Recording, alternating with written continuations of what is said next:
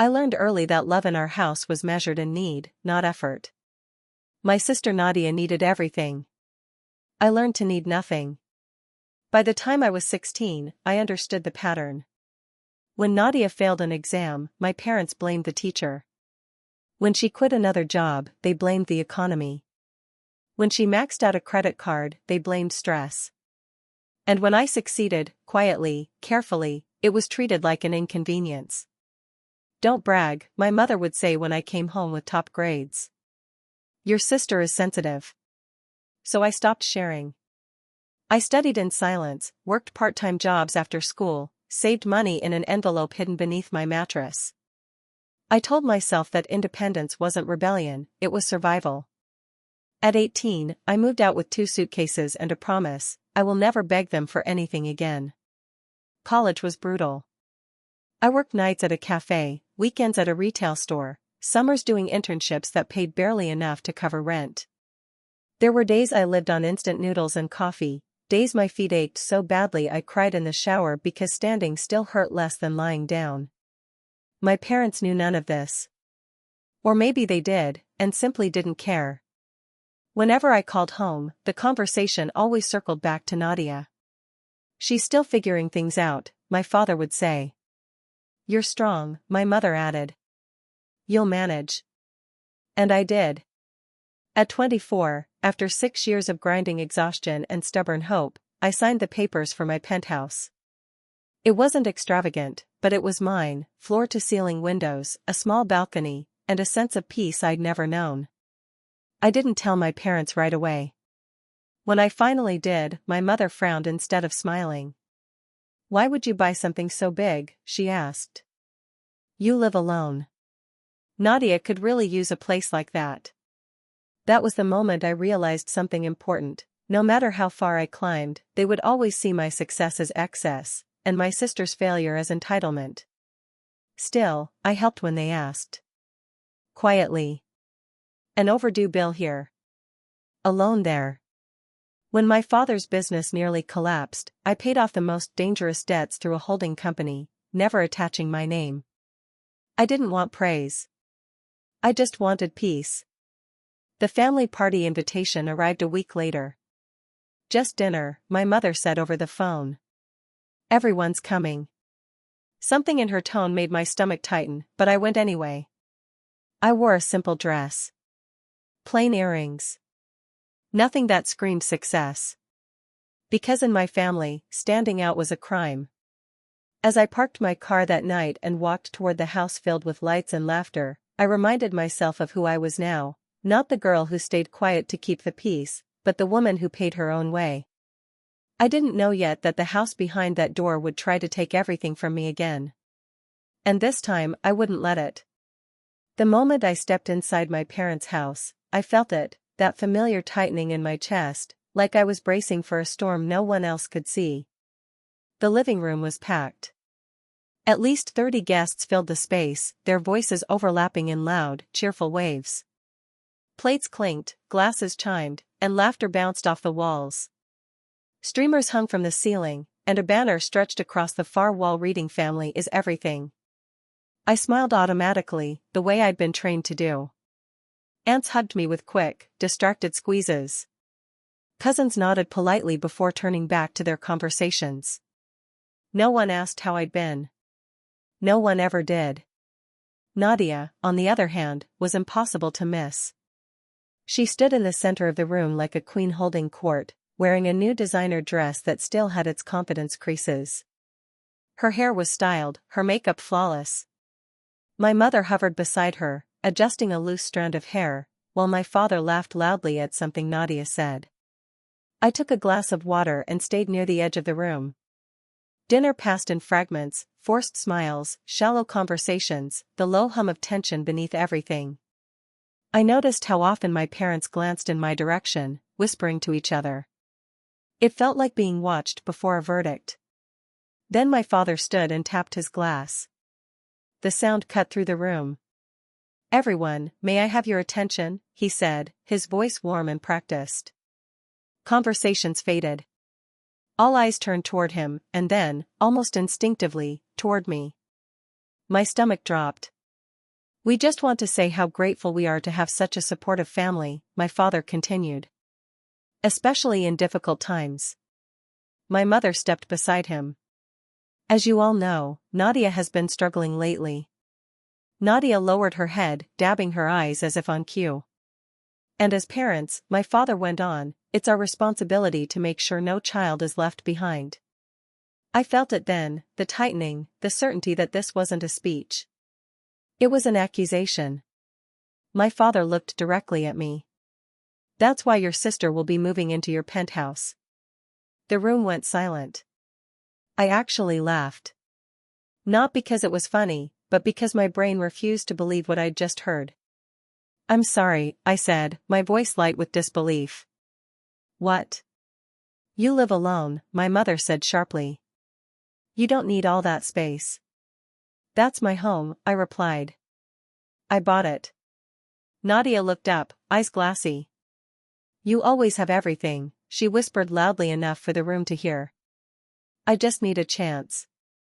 30 pairs of eyes bored into me. No, I said, calmly but firmly. I'm not giving my home away. A ripple of whispers spread through the crowd. My father's face hardened. He stepped closer, lowering his voice, but not enough. Don't embarrass us. You're embarrassing me, I said. You're asking me to hand over my keys like I don't matter. My mother hissed, stop being selfish. Something inside me snapped, not loudly, not dramatically, but cleanly. I won't, I said. That's when my father's hand came out of nowhere. The slap echoed through the room like a gunshot.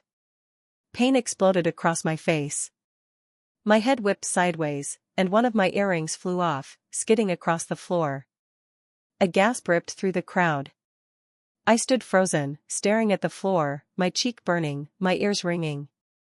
No one moved. No one defended me.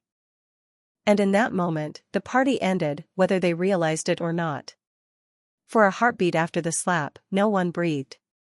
The music had stopped at some point, though I couldn't remember when. All I could hear was the dull ringing in my ears and the slow, humiliating thud of my heartbeat. My cheek burned as if it had been branded. The taste of blood spread across my tongue. I stared at the floor where my earring had landed. Something so small, silver, simple, easily replaced, yet it felt symbolic. Like a piece of me that had finally fallen away. My mother broke the silence first, but not the way I needed. Look what you've done, she said sharply, her eyes fixed on me, not on my father. Why would you provoke him like that? Provoke him. The word settled heavily in my chest. I realized then how deeply trained they were to see me as the problem, even when I was the one standing there with a red handprint on my face. My father straightened his shoulders. He didn't apologize.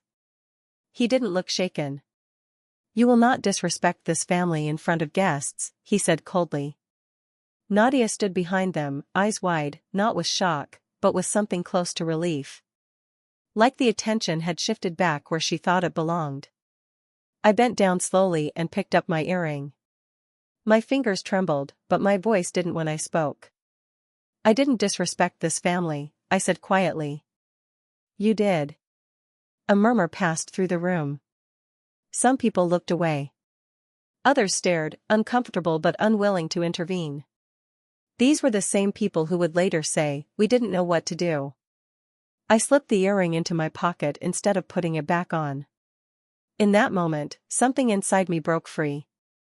All the excuses I'd made for them, the stress, the favoritism, the belief that one day they'd see me, collapsed.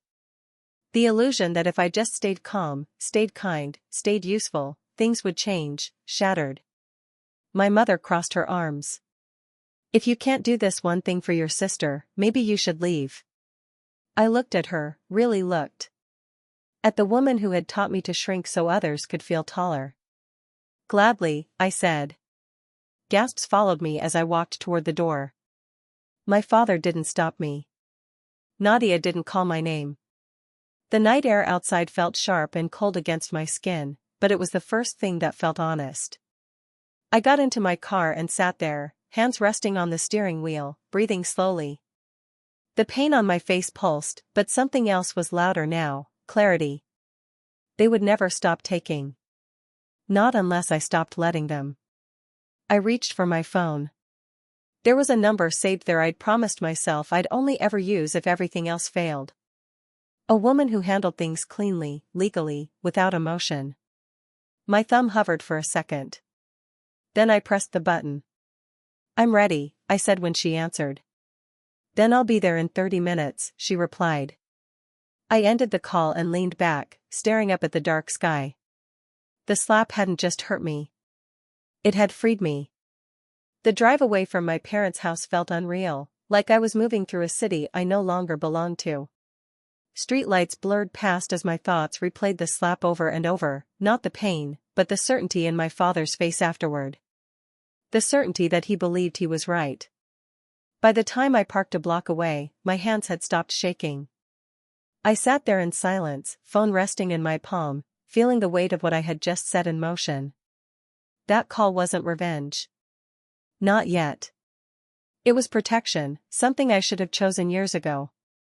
30 minutes later, I walked back toward the house. The laughter had returned inside. Music played again, louder now, as if joy could erase what had happened. Through the window, I saw my mother smiling too brightly, Nadia holding court once more. They had already rewritten the story, one where I was dramatic, ungrateful, difficult. The front door opened before I reached it. A woman stepped inside behind me. She moved with calm authority, dressed in a tailored suit, her heels striking the floor with deliberate confidence. She didn't raise her voice. She didn't need to. "You have 5 minutes to gather your personal belongings," she said clearly, "and prepare to vacate this property." The room froze. "What is this?" my father demanded, rising from his chair. The woman opened a folder. "I'm the legal trustee representing the property's current owner." My mother laughed nervously. "This is our home." "It was," the woman replied. "Until 6 months ago." Confusion spread like a shockwave. Guests whispered. Chairs scraped against the floor. My father's face drained of color. "That's impossible." "It's not," she said calmly. "Your mortgage defaulted. The debt was purchased and settled through a private holding company." I stepped forward then. Every eye turned to me. "I'm the holding company," I said. Silence collapsed. My mother's hand flew to her mouth. You did this?" "I saved this house," I replied. Quietly. Without asking for thanks. Without controlling anyone. My father stared at the floor. Nadia looked like the ground had vanished beneath her. The trustee continued, "The owner has been generous enough to allow temporary occupancy, under strict terms." I looked at my parents. No more demands. No more entitlement. No more using me. My father finally looked up, his voice shaking. "After everything we've done for you." I met his gaze steadily. "Exactly." The guests left in embarrassed silence, one by one. The party dissolved into whispers and regret. I turned and walked out again, this time without pain, without fear. Back to my penthouse. Back to the life I built with my own hands. The button I pressed hadn't destroyed my family. It ended the illusion that they ever owned me.